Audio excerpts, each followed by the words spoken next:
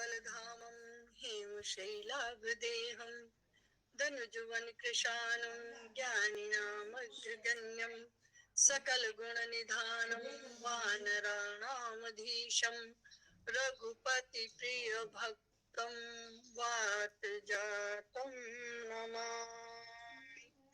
गुरुर्ब्रह्मा गुरुर्विष्णु गुरुदेव महेश्वर गुरु साक्षात् परं ब्रह्म तस्मै श्री गुरुवे नमः। अखंड मंडलाकारं व्याप्तं येन चराचरं तत्पदं दर्शितं येन तस्मै श्री गुरुवे नमः। अज्ञानान्तिमिरान्धस्य ज्ञानाञ्जनशलाकया चक्षुरुन्मीलितं येन तस्मै श्री गुरुवे नमः। लक्ष्मीकान्तसमारम्भां नाथयामुनिमध्यमाम् अस्मदाचार्यपर्यन्तां वन्दे गुरुपरम्पराम्। वन्दे गुरुपरम्पराम्। एकं शास्त्रं देवकी पुत्र गीतम् एको देवो देवकी पुत्र एवो एको मंत्रस्य तस्य नामानि सेवा कर्माप्येकं तस्य देवस्य सेवा। सभी के हृदय में विराजमान उस सर्वोच्च सत्ता को मेरा शत शत प्रणाम वंदन और नमन।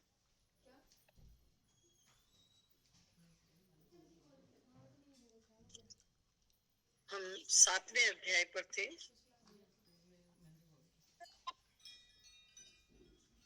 कहते हैं एक श्लोक शायद कल छूट गया था, 22वां छूट गया था। हाँ, मैं वहीं से लेती हूँ। हम उससे भी एक पहले से लेते हैं। यो यो यान यान तनु भक्ता श्रद्धयार्चितुम इच्छति तस्य तस्याचलां श्रद्धां तामेव विदधाम्यहम्। प्रभु कहते हैं जो जो सकाम भक्त जिस जिस देवता के स्वरूप का श्रद्धा से पूजन करना चाहता है, मुख्य बात श्रद्धा के साथ, जो सका, एक तो हो गया गानी, प्रभु ने कहा उसको मैं भी बसता हूँ, कितनी बड़ी बात है।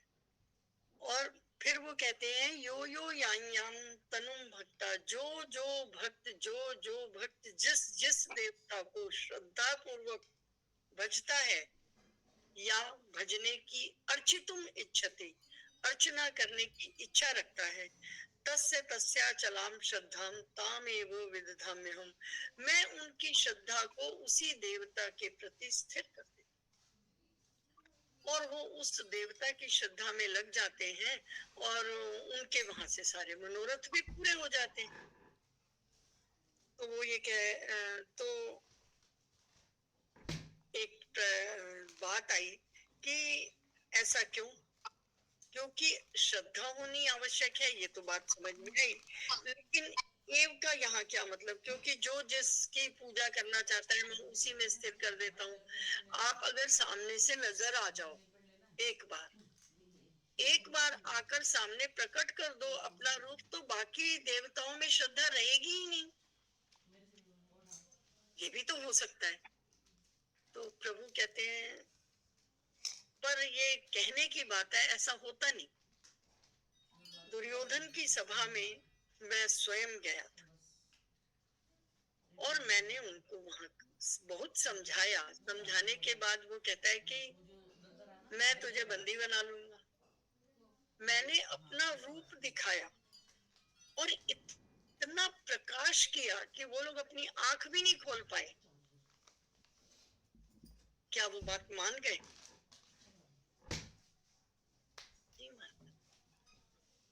त्रेता युग में आई है राम जी, उन्होंने जमीन पर बैठकर रावण के उस नृत्य गृह में बाण छोड़ा था और बाण छोड़ के कवच कुंडल, उसका मुकुट, उसके कर्ण फूल सब गिरा दिए थे। और उस समय रावण को भी समझ में आ गया कि ये मनुष्य का काम नहीं है, ये माया से नहीं हो सकता, ये मनुष्य का काम नहीं है। तो क्या रावण मान गया? जब अंगद गए, जब हनुमान जी गए, लंका जल गई, तो क्या ये मानव का काम था?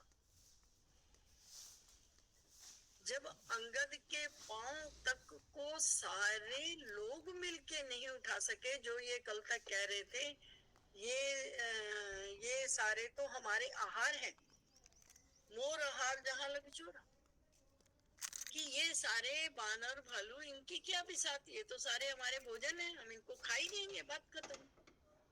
अंगद को क्यों नहीं खाया भाई? हनुमान जी को क्यों नहीं खा गए भाई?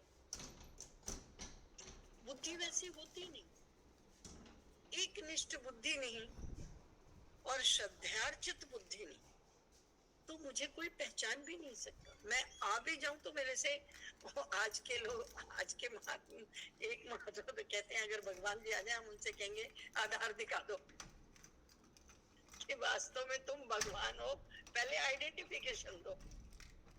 मानेंगे ही नहीं हम, और जब हम मानेंगे नहीं तो उनमें श्रद्धा भक्ति ये भाव तो बहुत दूर की बात है। तो क्या मेरे प्रकट होने से कुछ नहीं होता, मैं बहुत बार प्रकट हुआ हूँ, मैंने हर किसी के सामने स्वयं को प्रकट करने का प्रयास किया है, प्रकटाया है, पर क्या मात्र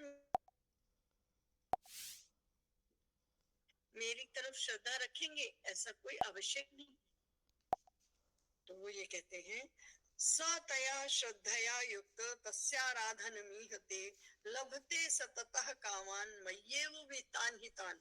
तो कहते हैं वो पुरुष, वह पुरुष उस श्रद्धा से युक्त होकर उसी देवता का ही पूजन करता है, उस देवता से मेरे द्वारा विधान किए गए, और उस देवता के पास शक्ति कहाँ से आई? भगवान से आई। भगवान से शक्ति प्राप्त करके वो देवता हमें देते और लेते हैं, और हम उन्हीं में अपनी श्रद्धा रखते हैं। और वो ये कहते हैं कि वो इस तरह से भोगों को निसंदेह, अपने सारे कर्मों को, सारे भोगों को, सारी इच्छाओं की पूर्ति करता है। तो फिर वो कहते हैं अंतवत्तु फलं तेषां तद्भवत्यल्प मेधसाम यज देवान देवयतो देवयजो यान्ति मद्भक्ता यान्ति माम। तो प्रश्न उठा तो क्या हम देवताओं की ही पूजा करते रहे?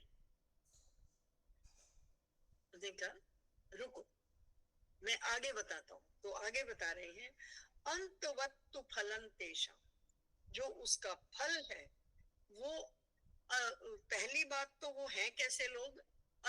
अति अल्प चे अति अल्प मेधसा, वो बहुत छोटी बुद्धि वाले हैं, जो देवताओं को भजते हैं उनकी बुद्धि छोटी है, उनका अभी ज्ञान छोटा है, और उस छोटे ज्ञान से वो जिस फल को प्राप्त करना चाहते हैं वो फल कैसा है? अंतवत्तु, नाशवान है, कुछ समय के बाद समाप्त हो जाएगा, ये मैंने कल बताया था। और इसी बात को 9वें अध्याय में बताया, क्षीणे पुण्य मर्त्य लोकम विशंति, तो जब पुण्य क्षीण हो जाते हैं तो उन्हें फिर से मृत्यु लोक में आना पड़ता है। अर्थात हम जितने भी पुण्य कर्मों को संचित कर रहे हैं, जब वो एक सीमा तक हो जाते हैं तो हमें उसका परिणाम मिलता है, और उस परिणाम और वो जो फल है वो नाशवान है, फिर से हमें इसी जगह पर ले आता है। क्यों? क्योंकि हम अपनी अल्प बुद्धि से देवताओं का स्मरण करते हैं, देवताओं को भजते हैं, तो हम देवताओं को प्राप्त भी करते हैं, इसमें कोई दो संशय नहीं है। लेकिन वो कब प्राप्त करते हैं? जब श्रद्धान्वित होते हैं। ये मुख्य बात है कि जो श्रद्धार्चितुम इच्छति, 21वें श्लोक में जो कहा, सबसे पहली शर्त है कि उसमें श्रद्धा होनी चाहिए। सकाम भक्ति के लिए भी श्रद्धा आवश्यक है। श्रद्धा एक निश्चित तत्व है जिसके बिना भक्ति नहीं हो सकती। तो वो कहते हैं कि जो इस तरह श्रद्धा अर्चितुम इच्छति, जो इसको श्रद्धा पूर्वक अर्चित करता है, जो इसका श्रद्धा पूर्वक ध्यान करता है, श्रद्धा पूर्वक उसमें लगता है, वो उसको प्राप्त करता है और वो उसका फल भी पाता है। फल क्योंकि नाशवान है, इसलिए वो वापस से फिर उसी, हाँ ऑफ कोर्स वो उन लोगों से तो अच्छा है जो इधर इस तरफ बढ़े नहीं, जिनके लिए अभी 5-7 श्लोक पहले कहा गया था कि वो आसुरी हैं, तामसी हैं, और वो इस तरफ आते नहीं। वो अपनी उन्हीं कामनाओं में लगे रहते हैं, उनके अपने सवाल अपने जवाब अपने हिसाब से होते हैं, तो वो किसी की सुनते नहीं। उनसे तो ये अच्छे हैं कि श्रद्धा पूर्वक एक जगह लगे हैं, कभी इनकी श्रद्धा बढ़ेगी तो ये आगे भगवान तक भी पहुंच जाएंगे। किसी सीढ़ी पर चढ़ने का प्रयास तो है, बाकी तो सीढ़ी तक आएगी। इनसे तो अच्छे ही हैं। तो फिर वो कहते हैं अव्यक्तम व्यक्तिमापन्नम मन्यते माम बुद्धया परम भावम जानन्तो ममाव्ययम अनुत्तम, कि बुद्धिहीन पुरुष मेरे अविनाशी भाव को जानता नहीं और मन और इंद्रियों से परे मुझ सच्चिदानंद घन परमात्मा को मनुष्य की तरह व्यक्ति भाव को प्राप्त हुआ हुआ मानता है। यहाँ पर एक स्वामी जी कहा करते हैं कि मूर्ख हैं वो लोग, मूढ़ हैं, अज्ञानी हैं, उनको ज्ञान नहीं है। हमारी तो ऐसा कहने की क्षमता, श्रेयता, ज्ञायता नहीं है, लेकिन स्वामी जी लोग ऐसा कहते हैं कि आज की तारीख में भी ऐसे पढ़े लिखे मूर्ख बहुत सारे हैं। अभी कथा के बाद हम आपका रेज हैंड लेंगे, लोकेश मलिक जी, उन्होंने हाथ खड़ा किया है, कुछ पूछना चाहते हैं क्या? तो वो ये कहते हैं कि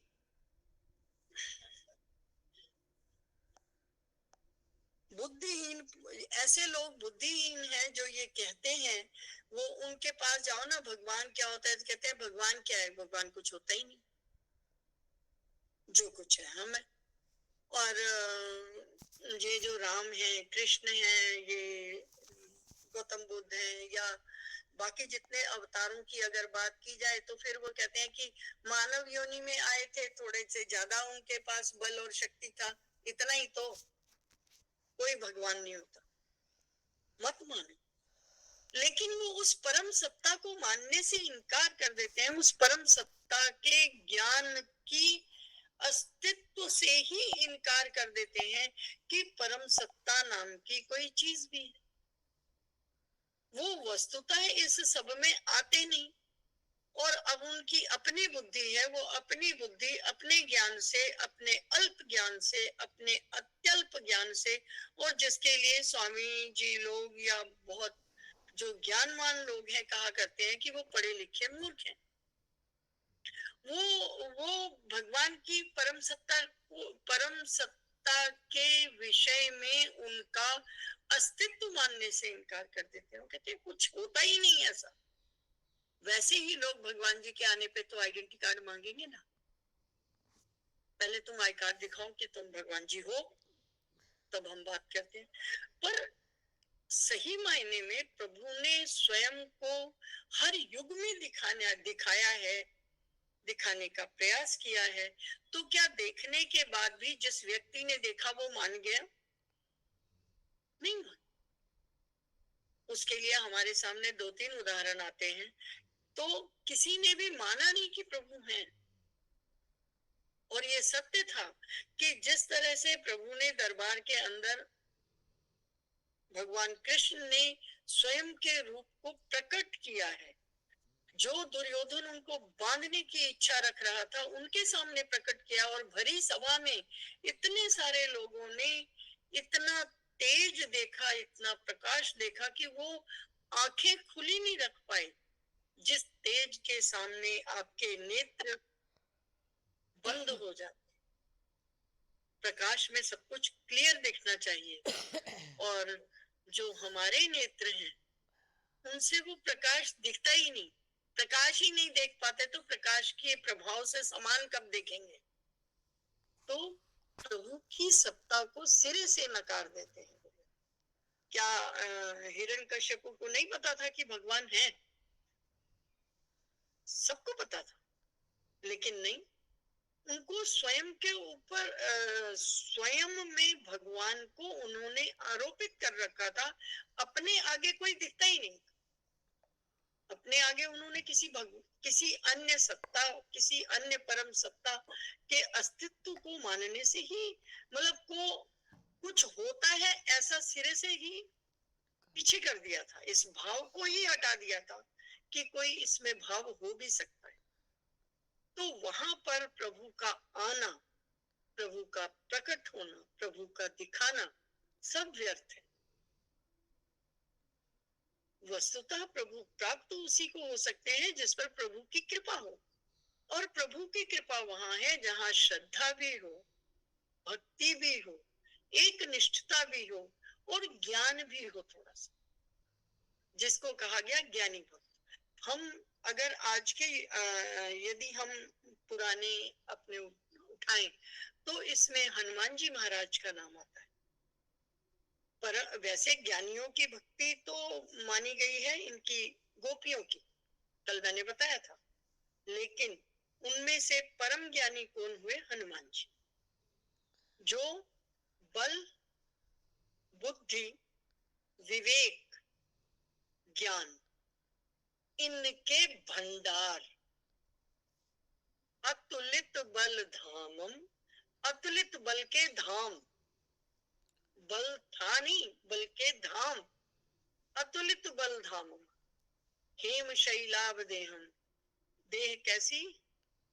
वज्र जैसी, और ज्ञानी नाम अग्रगण्यम, जो ज्ञानियों में सबसे आगे। और अगर हम हनुमान जी महाराज जी को देखें तो हनुमान जी महाराज में हम दो चीजें, दो दो तरह के उदाहरणों में भगवान हनुमान जी को हम लोग ले, मतलब ऐसा संत महात्मा कहते हैं कि हनुमान जी में दो चीजें दिखती हैं। पहली बात, परम भक्त, ऐसा भक्त जिसने इतनी भक्ति की कि वो अपने प्रभु से आगे निकल गए। भक्त कहलाते कहलाते कहलाते कहलाते कहलाते कहलाते वो वास्तव में उस स्थिति को पहुंचे हैं, हमें देख, मतलब जो हमें दिखती है, ऐसे पहुंचे तो और भी होंगे जिनको हम नहीं देख पाए, हमारी आंखें ही नहीं है, लेकिन ये ऐसे भक्त रहे जो प्रभु में एकाकार हो गए। वो कहते हैं, हम कहते हैं हनुमान जी, मतलब राम से बड़ा राम का नाम, और राम का नाम रटने वाले हनुमान जी राम से भी बड़े। और अगर हम पूजा अर्चना की बात देखें तो जितने मंदिर राम जी के हैं उससे कई 100 गुना मंदिर हनुमान जी के हैं, कई 100 गुना अधिक मंदिर हनुमान जी के। हनुमान जी ने न के, और इसके लिए एक कथा भी आती है, मुझे ठीक से आती नहीं बतानी, कि एक बार मतलब ये एक स्थापित कथा है, कहीं आती है, लेकिन मैंने उसको पढ़ा नहीं है, सुना सुना है, तो सुनने से इतना ध्यान नहीं रहता।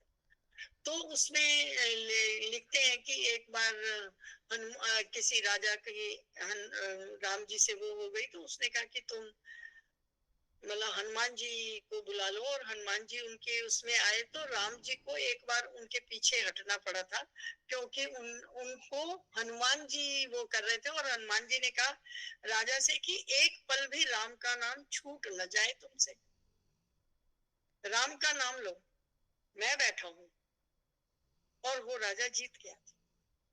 तो भगवान तो अपने ऐसे ज्ञानी भक्त को, ऐसे परम भक्त को ऊंचा करने के लिए अपनी सारी मर्यादाएं लांघ जाते, और इसीलिए ये कहा, मैं आपको श्लोक बताती हूँ, 3-4 श्लोक पहले ही था, उन्होंने कहा कि उनको मैं भजता हूँ।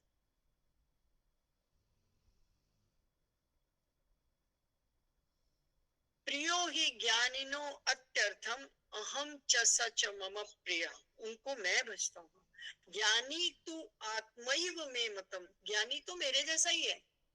और आप हनुमान जी में ये बात देख सकते हैं कि राम और हनुमान में कोई अंतर, दोनों एक है। आप राम जी की भक्ति करो, आप हनुमान जी की भक्ति करो, अंत तो गत्वा, और दोनों से एक से मुक्ति, एक से भक्ति प्राप्त।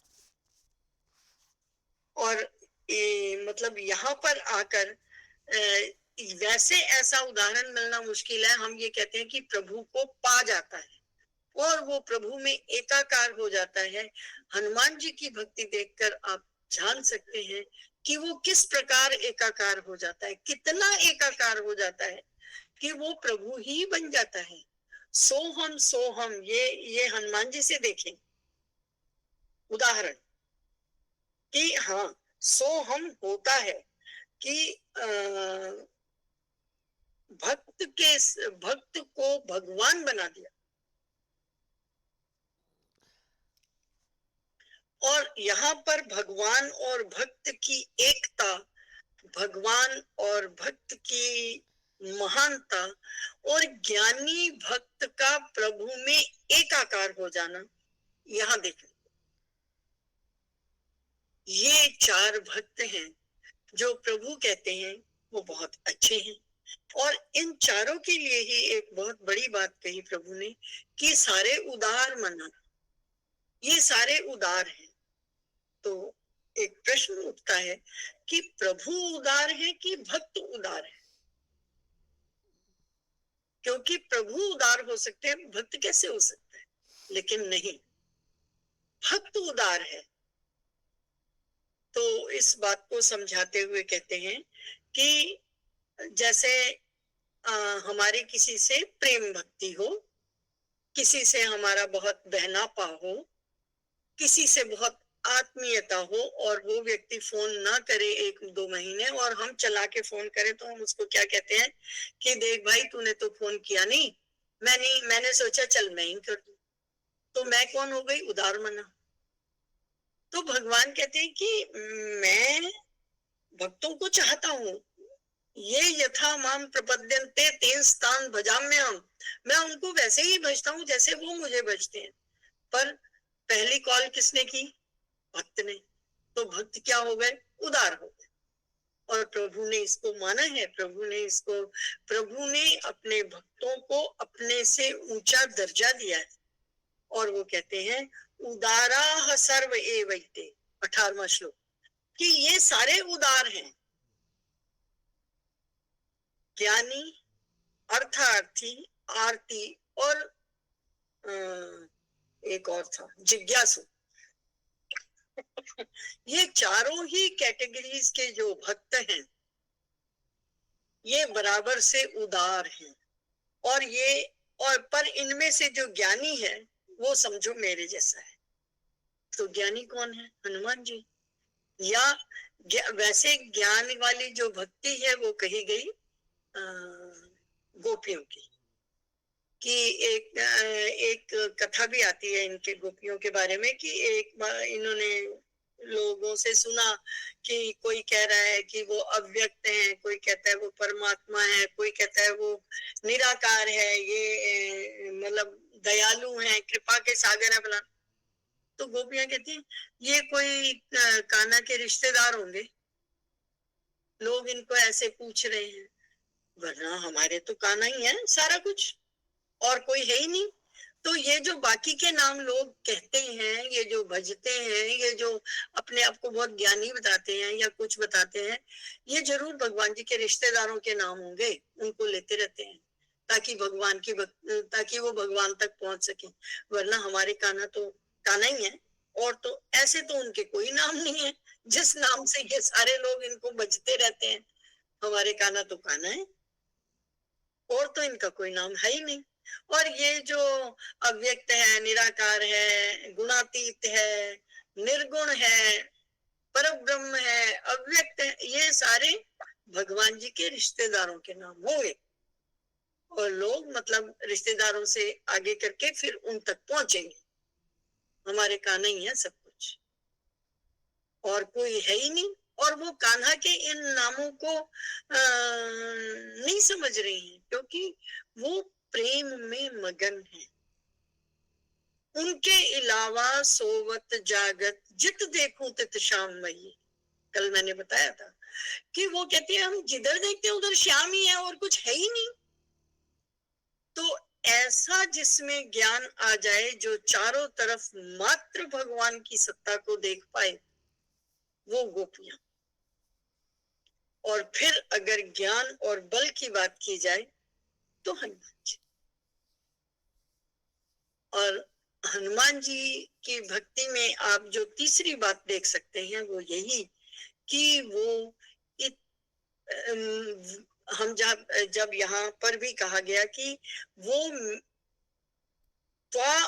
तू आत्मा ही वो मेरे जैसा होता है, तो आप हनुमान जी को देखो, हनुमान जी भगवान जी हैं कि नहीं? वो स्वयं भगवान हो गए। अगर कोई भगवान को चाहेगा तो भगवान को पाएगा और भगवान बनेगा, देवता को चाहेगा देवता को पाएगा, देवता बनेगा। फिर जैसे जैसे वो नीचे जाता जाएगा वो वैसा वैसा चाहेगा, वैसा वैसा पाएगा, वैसा वैसा बनेगा। ये नीचे तक सीढ़ी जाती है ना, हम तो बीच की सीढ़ी में बात कर रहे हैं कि अगर ऐसा करोगे तो ऐसा मिलेगा, ऐसा करो, क्योंकि ये भक्तों की बात हो रही। और भक्त चार तरह के बताए गए। उन चार भक्तों की श्रेणियों को बताते हुए निष्काम और असंग भक्ति की बात करते हुए ज्ञानी के परम उसको बताते हुए भगवान कह रहे हैं कि वो ज्ञानी व्यक्ति स्वयं ही, मतलब वो मेरे को, वो मैं ही हूं समझ। तब क्या है, मैं भगवान को चाहता। जो मैंने कल एक उदाहरण बताया था आपको कि एक पिता था, वो आम लाया और उसने आम आम को देखते ही एक बच्चा भागा, पिताजी मुझे आम चाहिए। पिताजी ने उसको आम दे दिया। दूसरा बालक, उसको लगा इसको मिला मुझे नहीं मिला, वो रोने लग गया, आम चाहिए था। तो उनको भी धोखे दे दिया, भैया तू भी खाओ। तो एक तो देखा कि हंस के खा रहा है, एक रो के खा रहा है, और तीसरा बालक जिज्ञासु है, वो देख कह रहे दोनों आम खा रहे हैं, एक रो रहा है एक हंस रहा है, ऐसा क्यों? उसकी जिज्ञासा अपनी अपने तीसरे लेवल पे है। वो जिज्ञासु कह रहे एक रो रहा है एक हंस रहा है और खा दोनों आम रहे हैं, जो समझ गया। इतने में पिताजी आए, उसको भी आम दे दिया, जिज्ञासु था। और एक बालक ना तो वो किसी को नहीं देख रहा, कुछ नहीं कर रहा, और वो अपने खेल में मस्त है। पिताजी आए, आम धोया पोंछा, उसको बोला बेटा पहले खा लो फिर बाद में खेलना। तो ये ज्ञानी है। ज्ञानी के पास प्रभु स्वयं आते हैं। बाकी कोई रो के बुलाता है, कोई चिल्ला के बुलाता है, और कोई जिज्ञासा से बुलाता है। ये जो चारों भक्त हैं अपने अपने तरीके से भगवान को बुलाने का प्रयास करते हैं। कई सब कुछ मिला, सब मिल रहा है, रो नहीं जा रही है, ये नहीं मिला। जो मिला उसके लिए धन्यवाद नहीं, जो नहीं मिला उसके लिए धे आंसू और दे। अब प्रभु कहते हैं चारों ही उदार हैं, कोई कम नहीं है, सब अच्छे हैं। तो फिर प्रभु कहते हैं कि मैं क्या करता हूं ये भी सुनो। मैं इनको उसी भक्ति में लगा देता हूं जिस भक्ति में ये है। उसने चीख चीख किया, वो उसको पहले दे दिया, उसने रो के बुलाया, उसको भी दे दिया। जो खाली प्रश्न ही करता रह गया कि एक ही आम के लिए एक रो क्यों रहा है एक हंस क्यों रहा है, जो थोड़ा जिज्ञासु है उसको प्रभु ने दे दिया। लेकिन चौथा जो बिल्कुल कुछ नहीं मांग रहा, उसको भी दिया। ठीक उसी तरह जैसे एक माँ अपने उसके 4 बच्चे थे और उन 4 बच्चों में माँ ने मतलब एक बीमार था, एक दंड बैठक करता था, एक ऑफिस जाके काम करता था, और चौथा बीमार था। इन चारों के बीच में उसने एक के लिए फल दिए, जो बीमार था उसको फल दे दिया, जो दंड बैठक लगा के आया था उसको जरा बढ़िया सा हेल्दी खाना दे दिया, बादाम शदाम भी दे दिए, दूध भी दे दिया, और जो खाली पढ़ के आया था उसको खाली दूध दे दिया। तो किसी ने कहा कि क्या माँ किसी को कम प्यार करती है? एक को खिचड़ी दी, एक को फल फूल दिया, और एक को बादाम दिए, एक को दूध पिलाया। क्या माँ किसी को कम प्यार करती है? नहीं। तो फिर ये भेदभाव क्यों? अगर कोई चौथा आदमी खाली देख रहा हो और उसको पता ना हो, और वो देखता हुआ व्यक्ति क्या कहेगा? पागल है, वो सूखा सा पड़ा हुआ है, 4 दिन से कुछ खाया नहीं, उसको खिचड़ी, क्या उठेगा? उसको नहीं पता वो बीमार है या नहीं है, लेकिन माँ को पता है। ये दंड बैठक लगा के आया है, इसको बादाम बादाम नहीं दिए तो ये इसका हित नहीं है। और उधर जो लेटा हुआ है, बीमार है, उसके अंदर पचाने की हिम्मत नहीं है, तो उसको वो खिचड़ी देती है। तो माँ में संभाव है कि नहीं है? माँ में हित देखने की इच्छा है कि नहीं है? माँ ही हित देख रही है। इसी तरह प्रभु भी हमारा हित देखते हैं।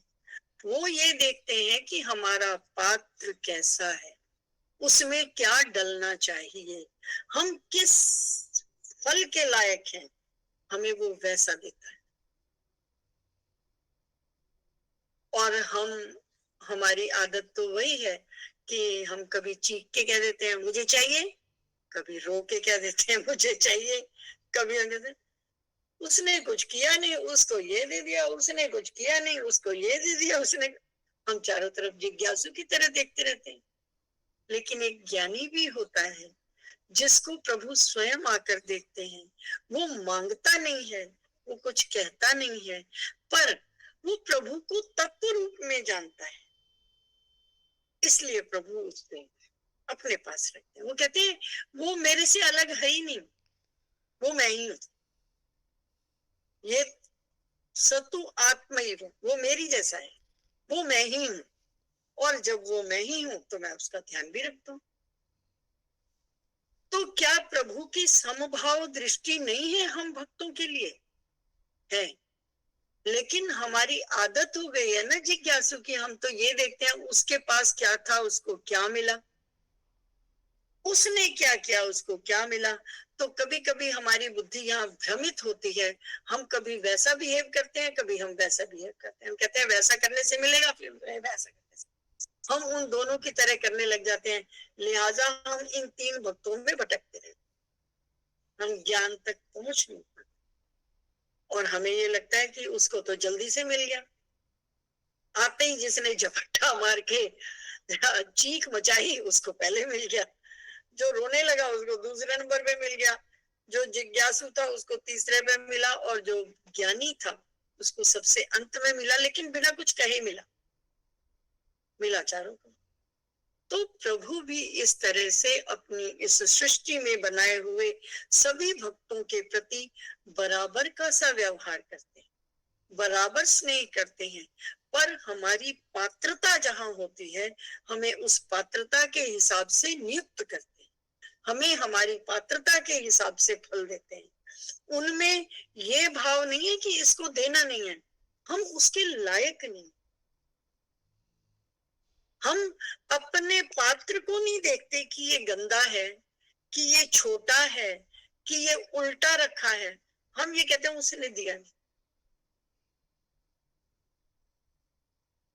तो इसीलिए एक कोई ये कहा जाता है कि एक उंगली उधर है, 4 इधर है। कहते हैं यार खुद को देख, एक उंगली उधर है उससे कोई फर्क नहीं पड़ता, एक है इधर जमट्टा है।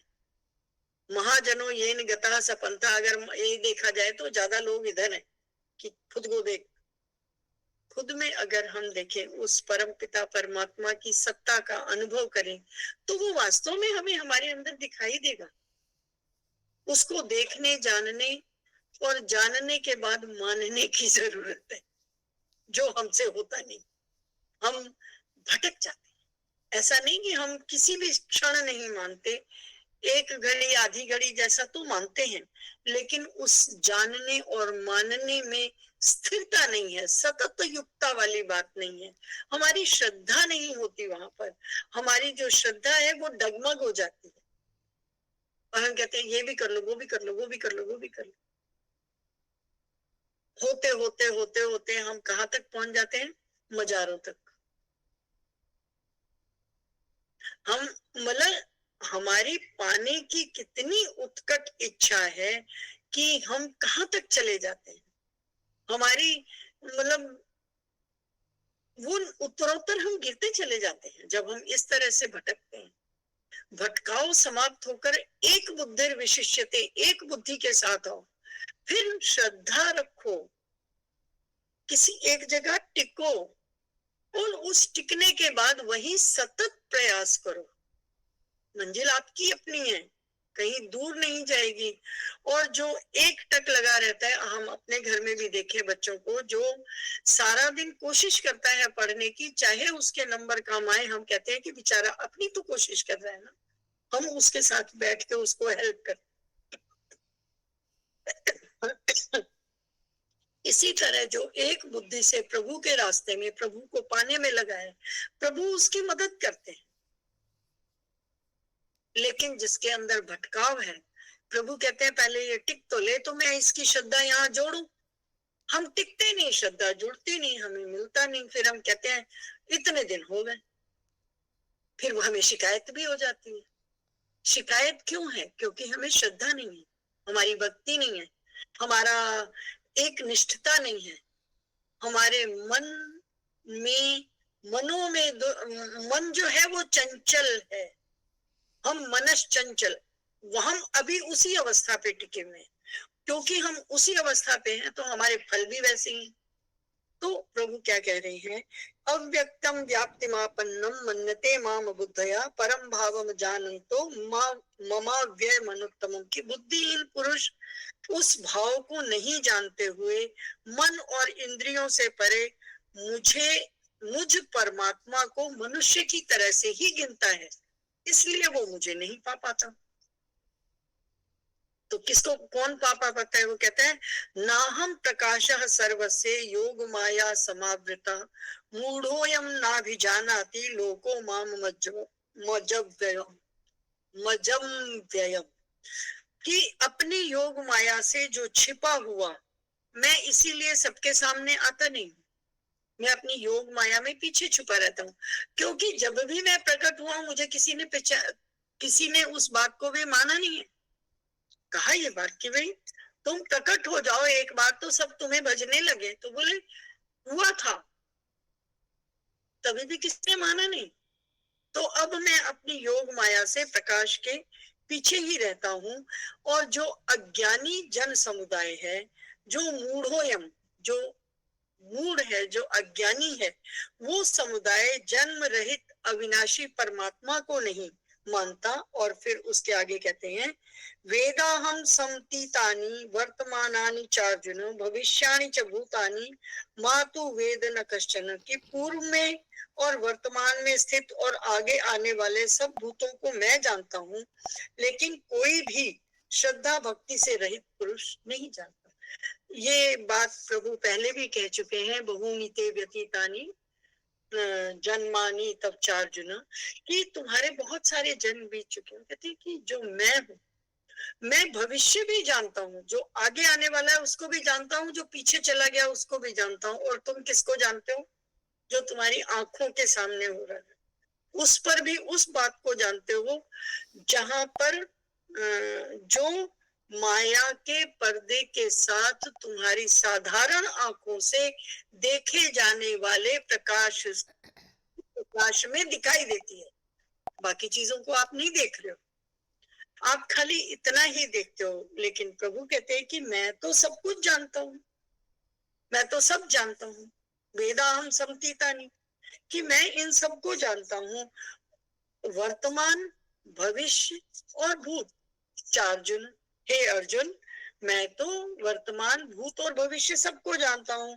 मातु वेद न कश्चन, लेकिन बाकी लोग तो नहीं जानते। माते वेद, वो नहीं जानते। कश्चन, कुछ भी नहीं जानते।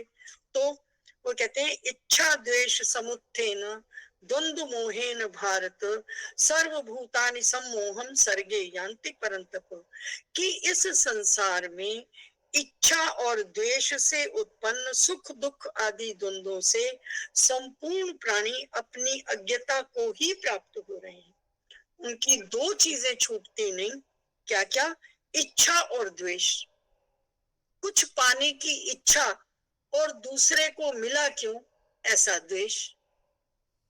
इच्छा द्वेष समुत्थेन, इच्छा और द्वेष से उपस्थित, इच्छा और द्वेष से जो प्रकट होता है, ऐसे सुख दुख आदि द्वंद्वों को तुम जानते नहीं।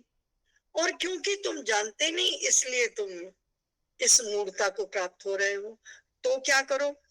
तेषां त्वंत गतम पापम जनानाम पुण्य कर्मणाम ते द्वंद्व मोह निर्मुक्ता भजन्ते माम दृढ़ व्रता। ये मुख्य बात है कि दृढ़ व्रती होकर जो माम भजंती, जो मुझे दृढ़ व्रती होकर भजते हैं, जो मुझे एक निष्ठ भाव से निश्चयात्मिका बुद्धि से भजते हैं। एक निष्ठ और निश्चयात्मिका, या कहो श्रद्धा या निश्चयात्मिका, एक ही बात है। लेकिन जब हम निश्चयात्मिका शब्द का प्रयोग करते हैं तो यहाँ इसके पीछे ज्ञान भी है। खाली ये नहीं कि हमने कि आज कथा में सुना था कि एक निष्ठ बुद्धि चाहिए तो आज तो इन्हीं के साथ नहीं, उसके पीछे आपका ज्ञान भी होना चाहिए, थोड़ा अनुभव भी होना चाहिए, आपको वहां पूर्ण श्रद्धा होनी चाहिए, तब उधर जाओ, किसी के कहने से नहीं। क्योंकि कहने वाले फिर आपको ये भी कहेंगे चल फला मजार पे चल, वहां से मांगने से मिलता है, चल पढ़ना। नहीं, किसी के कहने से नहीं, निश्चयात्मिका बुद्धि के साथ।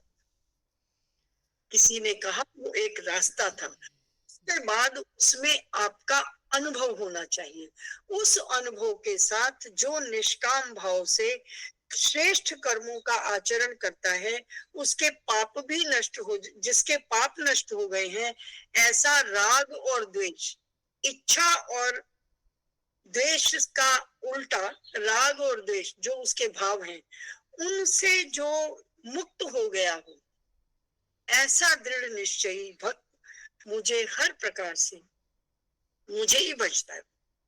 प्रभु ऐसा कहते हैं। श्री कृष्ण गोविंद हरे